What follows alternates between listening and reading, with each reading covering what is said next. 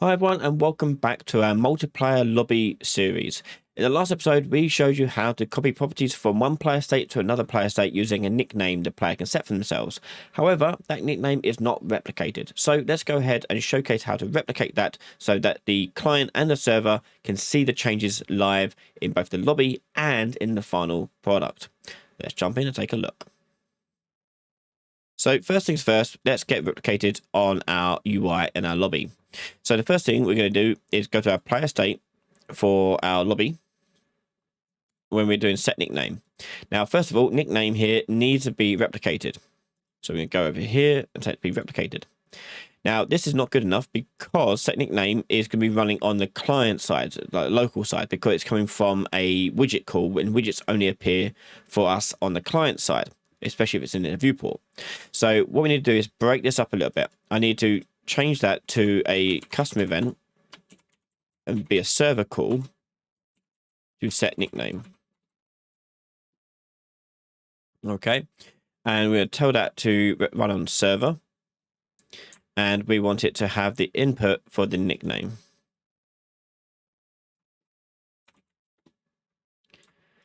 And that's going to come across like so. And then we just call server set nickname over here. Oh, let's refresh that. I'll have to compile it first. Refresh it. There we go. So the client is calling this, and the client then calls server set nickname, which then calls it on the server and changes it. And because it's replicated, everyone's version of this player state will update with that information. Okay. Now, with a nickname, what's going to be better for this to handle this is going to be probably on a rep notify. So if I change the replication here to rep notify, it's going to create this as a function. You see on rep nickname. I go in here and I'm going to set an event dispatcher on this to be on player info changed. And this event dispatcher, I'm going to drag out, call that, and plug that into here. This on rep is going to fire on every client's version of this player state. The server is going to trigger it by calling the set nickname here. Okay, so that we needed to do because we want our widget, our player list, to show the new names.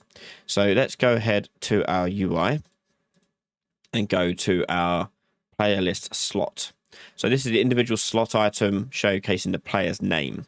If we go to the graph over here, the graph is getting the assigned player state and getting the player name. This is the default function that comes inside of Unreal. We obviously don't want to use this. We want to use our own nickname, but only if our nickname is not valid. Okay, so what I'm going to do is going to take this out a little bit, and first of all change this. So assigned player state, we're going to take this from here, and I want to call my nickname get nickname message, and I'm going to see if nickname here is empty. Text is empty.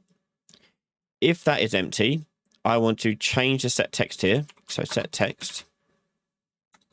Yeah, so no, set text to select text. That's what I want to do. By this boolean. So if text is empty, it'll pick A, and that'll be the player name that comes from the default subsystem. But if it's B, I want to use a nickname. So if we do have a nickname, pick B and plug that in there. Now, all of this I'm going to package up into a function. So collapse the function, set player details. That's happening on the construct. Alongside the construct, we're going to have the assigned player state come out here, and we're going to do a bind event on player. Oh, sorry, I have to cast it first. Cast to PS lobby. There we go. And then bind event on player info changed. We're going to drag this out to create event and choose do set player details. It should be fine because their signatures are the same. So set player details there, and now just go through this function again, getting the player state, getting a new nickname, yada yada yada. Okay, so we should see the player list then update and change as we are changing our names in the lobby. So let's go ahead and test it out. And I can test this inside alone. or I can do it in the editor this version because we're not doing the travel part, but I'll just do it standalone for sake of argument. We'll just put that in here. So just wait for that to come up. Okay, so here we have our player list. So hit and change name. This one I type in Ryan, hit enter, and that's updated on my player list on my local side and on my client side. Likewise, if I go to the client side and change the name here to Jade, that will update my local side and then update on the server side. And if I go start game, those names should come with us, and there's the part of the tick. There you go, Ryan and Jade. But notice how the server is printing it out, but not the client. So we're going to do that. So that means that the nickname is not replicating on the new game state, new player state inside the actual game. So let's come out of there. And let's go to our PS shooter over here.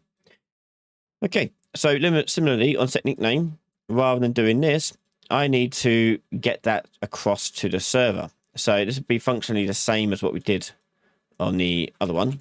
So do custom event, server, set nickname, replicate that on server, add the input for the text, and hook that up.